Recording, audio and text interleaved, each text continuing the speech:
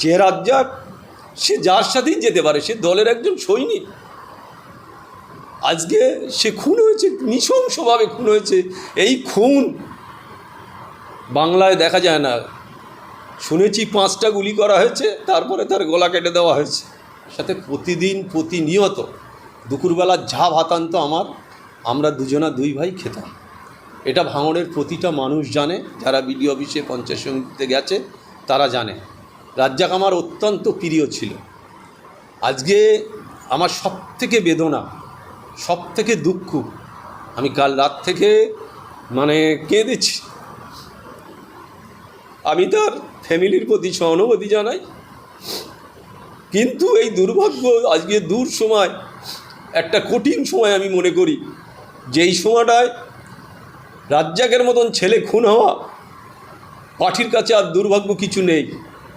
কিন্তু আমি বলবো, যারা খুন করেছে, যারা দোষী, তাদের অবিলম্বে অ্যারেস্ট করে দৃষ্টান্তমূলক শাস্তির দাবি করছি আমি প্রশাসনের কাছে। কলকাতা পুলিশ যথেষ্টভাবে তাদের মতো কায়দায় যদি করে, আমি পুলিশকে ধন্যবাদ জানাবো। কেন যে যদি তারা সঠিকভাবে কাজ করে, তাহলে দেখবে যারাই করেছে, যত বড়, তারা যদি কবরের মধ্যেও লুকিয়ে থাকে, কলকাতা পুলিশ মনে করলে তাদের কবর থেকে বের করতে পারে। তাই আমি অনুরোধ রাখবো প্রশাসনের কাছে যে আপনারা যারা দোষ করেছে, যারা অন্যায় করেছে, তাদের অবিলম্বে অ্যারেস্ট করে দৃষ্টান্তমূলক শাস্তির আমি দাবি করছি। সংবাদ মোল্লা বলছে যে আইএসএফ আশ্রিত দুষ্কৃতীদের কাজ, কিন্তু তার বড় ভাই বলছে যে তৃণমূলেরই গোষ্ঠীতন্ত্র, আইএসএফের সঙ্গে আইএসএফের কেউ এতে যুক্ত নয়। কী বলবেন? আমি একটা কথা বলি, এই ব্যাপারটা আমি বলবো না। কেন? আপনারা জানেন আমি প্রায় 1 বছর আমি পঞ্চায়েত সমিতিতে যাওয়া নেই আমার। আমি ভাঙড়ের পরিস্থিতির কথা আমি বলতে পারবো না। কেন? যে কাদের সাথে গোষ্ঠীদ্বন্দ্ব, গোষ্ঠীর কোনো জায়গা নেই। আরাবুল ইসলাম নেই, আরাবুল ইসলাম দলের বাইরে আছে। তাহলে এখানে গোষ্ঠী কোন্দল কীভাবে হলো? সেটা আমি একবারও বলবো না যে গোষ্ঠী কোন্দলের ব্যাপার আছে। যদি লোকালের ব্যাপার থাকে, সেটা লোকালের মানুষ বুঝতে পারবে। কিন্তু আমি একদম চ্যালেঞ্জ করে বলছি, যারাই খুন করেছে, এই খুনটা মেনে নেওয়া যায় না। নৃশংসভাবে খুন, শুধু নৃশংস বললে ভুল হবে।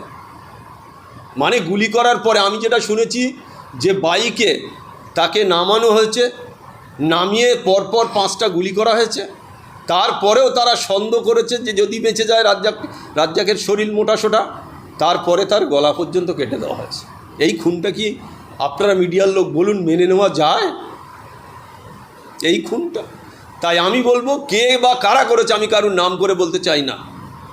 সবাই বলেছে আইএসএফ করেছে, নিশ্চয়ই আইএসএফ করলে আইএসএফদের শাস্তি হওয়া উচিত বলে আমি মনে করি। কিন্তু আমি একটা কথা বলতে পারি, দলের মধ্যে কোনো কোন্দল, দলের মধ্যে কোনো গোষ্ঠী নেই, যেহেতু আমি দলের বাইরে আছি। তাই আমি সবার কাছে অনুরোধ রাখবো, ভাঙড়ের মানুষ, আপনারা সচেতন মানুষ, আপনারাও সবাই সাবধানে থাকবেন। যেই ধরনের ঘটনা, নির্মম ঘটনা, এই ঘটনাকে কোনো দিন মেনে নেওয়া যায় না। আমি ফের বলবো, জোর একটা মেয়ে আছে, আমি শুনেছি মেয়ে ছেলে বোধহয় আছে। আমি শুধু কন্ডিশন থাকার কারণে আমি সেখানে যেতে পারিনি। এই অবস্থায় আমার কোর্টের কন্ডিশান আছে। আমি তাই ওর ফ্যামিলির প্রতি আমার সহানুভূতি থাকবে। আমি ওদের নিশ্চয়ই, আমার কন্ডিশন কেটে গেলে আমি নিশ্চয়ই ওদের সাথে ওদের বাড়ি যাব, যোগাযোগ করব। যে এই ধরনের একটা রাজ্জাকের মতন ছেলে চলে যাওয়া দলের ক্ষতি। আমি শুনেছি তাকে দলের নাকি অঞ্চলের দায়িত্ব দেওয়া হয়েছিল। যাই হোক, যেভাবেই হোক, সে খুন হয়েছে, তার আত্মার শান্তি কামনা করি।